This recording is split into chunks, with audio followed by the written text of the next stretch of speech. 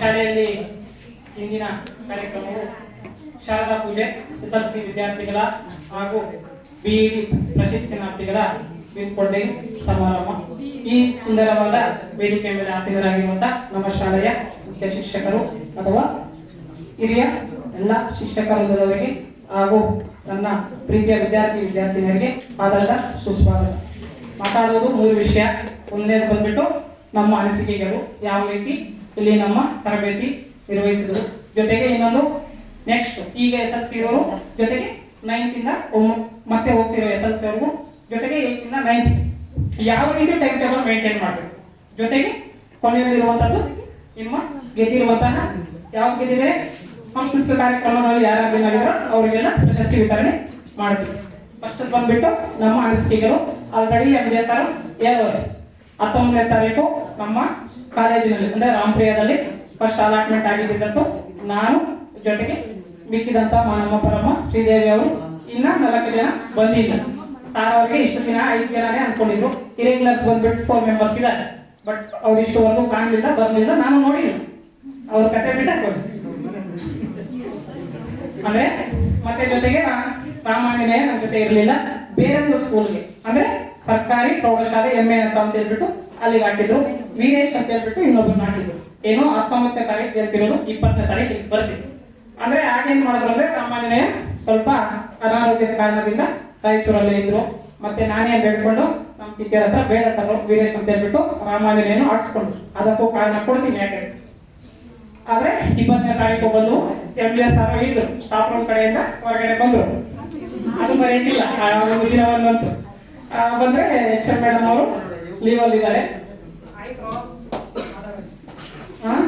MJ sir ಹೊರಗಡೆ ಬಂದ್ರು, ಮತ್ತೆ ಟೀಚರ್ಸ್ ಎಲ್ಲ ರಜೆ ಇದ್ರು, ಬಂದಿರ್ಲಿಲ್ಲ. MJ ಸರ್ ಹೊರಗಡೆಯಿಂದ ಬಂದ್ರೆ ನಾನು ಲೆಟರ್ ಕೊಟ್ಟೆ, ನಮ್ಮ ಕಾಲೇಜಿಂದ BU ಆಫೀಸಿಂದ ಕೊಟ್ಟೆ. ಸಾರ್ ನೋಡ್ಬಿಟ್ಟು ಒಂದೇ ಮಾತೆ, ಆಯ್ತು ನಾಳೆ ಬರೋಗಿ, ಇಲ್ಲಾಂದ್ರೆ ಸೋಮವಾರ ಬರೋಗಿ. ಹೆಂಗೋ ನನಗೂ ಅವಕಾಶ ಸಿಕ್ತು ಬಿಡು, ರಜೆ ಬೇಕು ಇದೇ ಹೇಳ್ತಿದ್ದೀನಿ.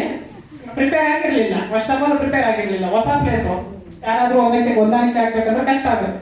ಸರಿ ಆಯ್ತು, ಹೆಂಗೋ 2 ದಿನ ರಜೆ ಸಿಕ್ತು, MJ ಸರ್ ಅವಕಾಶ ಕೊಟ್ಟಿದ್ದಾರೆ ಅಂತ ಬ್ಯಾಗ್ ಹಾಕೊಂಡು ಬಂದೇ ಬಿಟ್ಟೆ ಹೊರಗಡೆ. ಬಂದ್ರೆ MJ ಸರ್ ಇದ್ರು, ಜಗದೀಶ್ ಸರ್, ಯಾಕೆ ಬಾಬು ಹೋಗ್ತಿದ್ಯಾ ಅಂದ್ರೆ ಒಂದೇ ಮಾತೆ. ಸರ್ ಇಲ್ಲ ಈ ತರ ಅಂದ್ರೆ ಸರ್ ಅಂದ್ರೆ ಏನು ಬೇಡಪ್ಪ, ಟೈಮ್ ಟೇಬಲ್ ಕೊಡ್ತೀವಿ. ಪ್ರಯರ್ ಅಟೆಂಡ್ ಆಗಿದ್ರು, ಟೈಮ್ ಟೇಬಲ್ ಕೊಟ್ಟರು. ಜೊತೆಗೆ ಅಂದಿನಿಂದ ನಮ್ಮ ತರಗತಿಗಳು ಪ್ರಾರಂಭ ಆದವು. ಎಲ್ಲ ಶಿಕ್ಷಕರಾಗಿರ್ಬೋದು ಅಥವಾ ಅಷ್ಟೊತ್ತಿಗೆ GS ಸರ್ ಇದ್ಕೊಂಡು ರಜಾದಲ್ಲಿದ್ರು. ಇನ್ನೊಂದು ಕನ್ನಡ ಸಾಹಿತ್ಯ ಸಮ್ಮೇಳನ ಹೋಗಿದ್ದಾರೆ ಅಂದ್ರೆ ಹಲವು ಕಾರಣಗಳಿಂದ ಸಾರ್ ಬಂದಿರಲಿಲ್ಲ. ಆದ್ರೆ 1/1/25ರಿಂದ ನಮ್ಮ ಒಂದು ಕ್ಲಾಸಸ್ ಮುಂದುವರಿತು. ಅದಕ್ಕೆ ಸಹಕರಿಸಿದಂತ ಎಲ್ಲ ಶಿಕ್ಷಕರಿಗೂ, GB ಮೇಡಮ್ ಎಸ್ಪೆಷಲಿ, ಯಾಕಂದ್ರೆ ಲಾಸ್ಟ್ ಪೀರಿಯಡ್ಸ್ ಎಲ್ಲ ನಮಗೆ ಕೊಟ್ಬಿಡ್ತಿದ್ರು. ಆಯ್ತು ಕ್ಲಾಸಸ್ ಮಾಡ್ಕೊಳ್ಳಿ ಆಯ್ತು ಅಂತ ಹೇಳ್ತಾರೆ. ಯಾಕಂದ್ರೆ ಕೊಟ್ಟಿರುವಂತಹ ನಮಗೆ ಕ್ಲಾಸಸ್ ಮಾಡಕ್ಕೆ ಟೈಮ್ ಕಡಿಮೆ ಸಿಗುತ್ತೆ. ಯಾಕಂದ್ರೆ ಟೀಚಿಂಗ್ ಏರ್ಸು ಪ್ರಿಪೇರ್ ಮಾಡಬೇಕಾಗುತ್ತೆ, ಲೆಸನ್ ಪ್ಲಾನ್ ಇರುತ್ತೆ, ಕರೆಕ್ಷನ್ಸ್ ಬೇರೆ ಅವ್ರ ಕಾರಣಗಳಿರೋದ್ರಿಂದ ನಮಗೆ ಎಲ್ಲ ಶಿಕ್ಷಕರು ಏನು ಮಾಡಿದ್ದಾರೆ, ಸಹಕರಿಸಿದ್ದಾರೆ. ನೆಕ್ಸ್ಟ್ ಬಂದ್ಬಿಟ್ಟು SLC ಅಥವಾ ಇನ್ನು ಮುಂದುವರೆದ ಭಾಗವಾಗಿ ಟೈಮ್ ಟೇಬಲ್.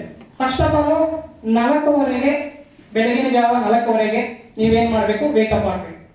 ನಿಮ್ಮ ನಿತ್ಯ ಕಾರ್ಯಗಳನ್ನು ಮುಗಿಸ್ಕೊಂಡು 4:50ಕ್ಕೆ ಟೈಮ್ ಟೇಬಲ್ ಏನಾದ್ರು ಕರೆಕ್ಟ್ ಆಗಿ 2 hours 7-10 ವರೆಗೂ ಕರೆಕ್ಟ್ ಆಗಿ ಏನಾದ್ರು ನೀವು ಟೈಮ್ ಟೇಬಲ್ ಏನಾದ್ರು ಹಾಕೊಂಡು ಕರೆಕ್ಟ್ ಆಗಿ ಸ್ಟಡಿ ಮಾಡಿದ್ದೇವೆ. ಸಾರು ಮೊನ್ನೆ SSR ಮಾತಾಡೋದು, ಈಗೂ ಕೂಡ 3-4 ಜನ ಅಂದ್ರೆ ಬರುತ್ತೆ ರಿಸಲ್ಟ್. ಆದ್ರೆ ಏನು ಅಂದ್ರೆ ಫೇಲ್ ಆಗೋ ಚಾನ್ಸಸ್ ಜಾಸ್ತಿ ಇದೆ. ಅಂದ್ರೆ ಕಾರಣ ಏನು ಅಂತ ನನಗೂ ಗೊತ್ತಿಲ್ಲ.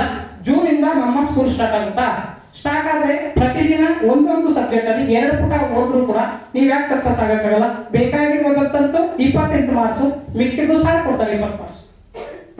ಅದಕ್ಕೂ ಕೂಡ ನಾವೇನ್ ಮಾಡ್ತೀವಿ ಅಂದ್ರೆ ಫೇಲ್ ಆಗೋ chances. State level recent exam ಮುಗಿದಿದೆ, ಅದರಲ್ಲಿ ನಾನು ಮಾಡಿದ ಇಂಗ್ಲಿಷ್ ಪೇಪರ್ ಅಲ್ಲಿ 51 ಹೈಯೆಸ್ಟ್. ಕಾರಣ ಏನು ಅಂತ ನನಗೂ ಗೊತ್ತಿಲ್ಲ. ಜೊತೆಗೆ ಸರ್ ಗ್ರಾಮರ್ ಹಲವಾರು ಮಿಸ್ಟೇಕ್ಸ್. ಗ್ರಾಮರ್ 17 ಮಾರ್ಕ್ಸ್ಗೆ ಫಸ್ಟ್ ಮೇನ್ ಅಲ್ಲೇ ಗ್ರಾಮರ್ ಇರುತ್ತೆ. ಜೊತೆಗೆ ಸಬ್ಜೆಕ್ಟ್ ಕಂಟೆಂಟ್ ಇಂಗ್ಲಿಷ್ ಯಾವುದು ಓದಬಾರ್ದಾಗಿಲ್ಲ. ಪಾಸ್ ಆಗಕ್ಕೆ ಬೇಕಾದ್ರೆ ನಾನು ಹೇಳ್ತೀನಿ, ಪ್ಯಾಕೇಜ್ ಬೇಕಾದ್ರೆ ಬರ್ಕೊಂಡ್ಬಿಡಿ. 40 ಮಾರ್ಕ್ಸ್ ಏನ್ ಮಾಡ್ಬೇಕು ಅಂದ್ರೆ ಆರಾಮಾಗಿ ಅಲ್ಲೇ ಬರುತ್ತೆ. ಫಸ್ಟ್ ಆಫ್ ಆಲ್ ಗ್ರಾಮರ್ ತಿರ್ಬೇಕು. ಗ್ರಾಮರ್ ಅಂದ್ರೆ 10 ಚಾಪ್ಟರ್ಸ್ ಬರುತ್ತೆ ಅಷ್ಟೇ. ಫಸ್ಟ್ ಅಲ್ಲಿ ಬಂದ್ಬಿಟ್ಟು ಕ್ವಶನ್ ಟ್ಯಾಗ್ ಆಗಿರ್ಬೋದು, ವಾಯ್ಸ್ ಆಗಿರ್ಬೋದು, ಜೊತೆಗೆ ಇಂಡೈರೆಕ್ಟ್ ಸ್ಪೀಚ್ ಆಗಿರ್ಬೋದು. ಮತ್ತೆ ಇನ್ನೊಂದು ಯಾವ್ದು ಬರುತ್ತೆ ಅಂದ್ರೆ ಮೇನ್ ಅಪ್ಪ ಟೆನ್ಸ್ ಗೊತ್ತಿರ್ಬೇಕು. ನಮಗೆ ಟೆನ್ಸ್ ಏನಾದ್ರು ಗೊತ್ತಿದೆ ಅಂದ್ರೆ ಆಲ್ಮೋಸ್ಟ್ ಆಲ್ ಇಂಗ್ಲಿಷ್ ನಮ್ಗೆ ಬೇಕಾಗಿರೋ ಅಮೆರಿಕನ್ ಇಂಗ್ಲಿಷ್ ಬೇಕಾಗಿಲ್ಲ. ಸಬ್ಜೆಕ್ಟ್ ಮಾಡ್ಬೇಕ ಅಥವಾ ಪಾಸ್ ಆಗ್ಬೇಕಾಗಿರೋ ಅಂತ ನಮ್ಗೆ ಇಂಗ್ಲಿಷ್ ಬೇಕಷ್ಟೇ. ನಾವೇನ್ ಮಾಡ್ತೀವಿ ಅಂದ್ರೆ PhD ಮಾಡಕ್ಕಂತೂ ಹೋಗ್ತೀವಿ, PhD ಮಾಡಕ್ಕೆ ಹೋಗ್ತೀವಿ, PhD ಮಾಡಲ್ಲ, ಜೊತೆಗೆ SLC ಪಾಸ್ ಆಗಲ್ಲ ಇಂಗ್ಲಿಷ್ ಆಗಲ್ಲ. ಬೇಕಾಗಿರೋ ಇಂಗ್ಲಿಷ್ ಅಲ್ಲಿ ಜೊತೆಗೆ ಮತ್ತಿನ್ನೊಂದು ಮ್ಯಾಥಮೆಟಿಕ್ಸ್ ಅಥವಾ ಗಣಿತ, ಈ ಎರಡು ಸಬ್ಜೆಕ್ಟ್ ಜೊತೆಗೆ ಇತ್ತೀಚಿನ ದಿನಗಳಲ್ಲಿ ಏನಾಗಿದೆ ಅಂದ್ರೆ ICSE ಅಥವಾ CBSE ಸಿಲೆಬಸ್ ಇರಬೇಕು. ಸೈನ್ಸ್ ಇಂಟ್ರೊಡ್ಯೂಸ್ ಆಗಿದೆ SLC. ನೀವೇನ್ ಮಾಡಬೇಕು ಅಂದ್ರೆ ಬೆಳಗಿನ ಜಾವ ಕಠಿಣ ಯಾವ್ದಿರುತ್ತೆ ನಿಮಗೆ ಡೈಲಿ 2 pages, ಜೂನ್ ಇಂದ 2 pages ಏನಾದ್ರು ಕರೆಕ್ಟ್ ಆಗಿ ಟೈಮ್ ಟೇಬಲ್ ಹಾಕೊಂಡು ಓದಿದ್ದೆ ಅಂದ್ರೆ ಯಾಕೆ 100 ಬರೋದಾಗುತ್ತೆ ನನಗಂತೂ ಗೊತ್ತಿಲ್ಲ. ಗೊತ್ತಿದ್ಯಾ ಟೈಮ್ ಟೇಬಲ್? ಜೊತೆಗೆ ಲಾಸ್ಟ್ ಸಾಕು 10:30 ನೈಟ್ ಮಲಗಿದ್ರೆ ಸಾಕು, ಆರಾಮಾಗಿ ನೀವು 6 to 7 hours ನಿದ್ದೆ ಮಾಡಿದ್ರೆ ಸಾಕು ಅನ್ಸುತ್ತೆ SLC. ಮತ್ತೆ ಬೇಕಾದ್ರೆ ಜೂನ್ದಾಗ ಟೈಮ್ ಇರುತ್ತೆ ನಿದ್ದೆ ಮಾಡಕ್ಕೆ, ಇರುತ್ತೆ ಇಲ್ಲ ಇರುತ್ತೆ. ಜೊತೆಗೆ ಏನ್ ಮಾಡ್ಬೇಕು ನೆಕ್ಸ್ಟ್, ಈಗ SLC ಅವ್ರಿಗೆ ಇನ್ನು 10 ದಿನ ಇರಬೇಕು. ಜೊತೆಗೆ 9th ಇಂದ SLC ಬರುವಂತೂ ಭಾರಿ ಇಂಪಾರ್ಟೆಂಟ್ ನೋಡ್ಕೊಳ್ಳಿ. 4:30 ಎದ್ದಿದ್ದೀರಂದ್ರೆ 4:15 ಸ್ಟಾರ್ಟ್ ಮಾಡಿದ್ರೆ ತಾವು ಸ್ಟಾರ್ಟ್ ಮಾಡಿದ್ರೆ ಸ್ಟಡಿ ಮಾಡಕಂದ್ರೆ 7:10 ವರೆಗೂ. ಯಾಕಂದ್ರೆ 7:10 ಮೇಲೆ ಏನಾಗುತ್ತೆ ಸ್ಕೂಲ್ ಸ್ಟಾರ್ಟ್ ಆಗುತ್ತೆ. ಈ ಕಡೆ ಅಂದ್ರೆ 9 ಸ್ಟಾರ್ಟ್ ಮಾಡ್ಬೇಕಂದ್ರೆ ಮನೆಯಲ್ಲಿ ಕೆಲಸ ಮಾಡಲೇಬೇಕಾಗುತ್ತೆ ಅಮ್ಮ ಅಪ್ಪ. ಸುಮ್ಮನೆ ನಮ್ಮ ಪಾಡಕ್ಕೆ ನಾವು ಡೈಲಿ ಬುಕ್ ಎತ್ಕೊಂಡಿದ್ರು ಬೈತಾರೆ.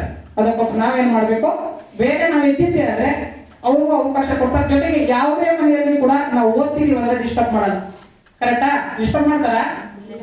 SLC ಮಕ್ಕಳು ಓದ್ತಿದಾರೆ ಮನೆಯಲ್ಲಿ ಅಂದ್ರೆ ಯಾರು ಡಿಸ್ಟರ್ಬ್ ಮಾಡಲ್ಲ. ಬಟ್ ನೀವೇನ್ ಮಾಡ್ತೀರಿ, ರಾತ್ರಿ ಮಲಗೋದೇ ಲೇಟು, ಬೆಳಗ್ಗೆ ಏರೋದು ಲೇಟು, ಸ್ಕೂಲ್ ಬರೋದು ಲೇಟ್. ಒಳ್ಳೆ ಶಿಕ್ಷಕರು ನಾನು ಕಂಡಂತೆ SSR ಅಂತ ಟೀಚರ್ ಕಲಿಲ್ಲ.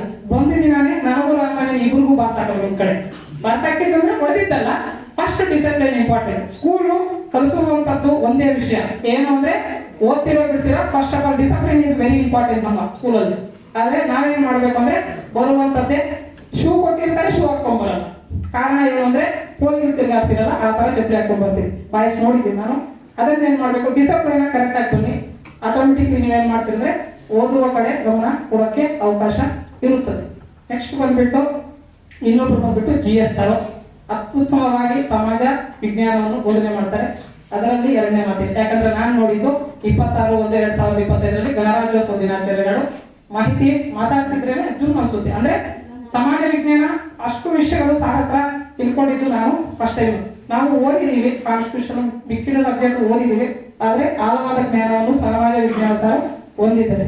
ಜೊತೆಗೆ ಮಿಕ್ಕಿದ MJ ಸರ್, ಯಾರು ನಾನು MJ ಸರ್ ಜೊತೆ ಮಾತಾಡಿದ್ರು ಇಷ್ಟವರೆಗೂ 1 ಸತಿ 2 ಸತಿ ಅಷ್ಟೇ. ಅದು ಏನಂದ್ರೆ ಊಟ ಆಯ್ತಾ ವಿಜಯ ನಿಜವಾಗ್ಲೂ ಸಾರ ಜೊತೆ ಅಷ್ಟೇ ಮಾತಾಡಿದ್ವಿ. ಇಷ್ಟವರೆಗೂ 2 ದಿನ 3 ದಿನ ಮಾತಾಡಿದ್ವಿ.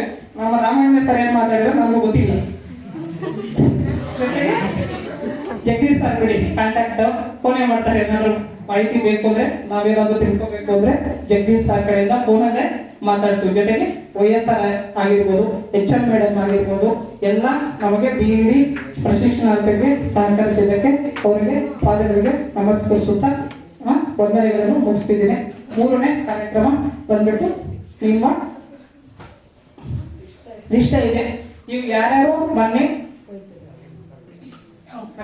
ಆಯ್ತು. ಮುಂದಿನ ಭಾಗವಾಗಿ ನಮ್ಮ ರಾಮಣ್ಣ ಸರ್ ಮಾತಾಡ್ತೀವಿ.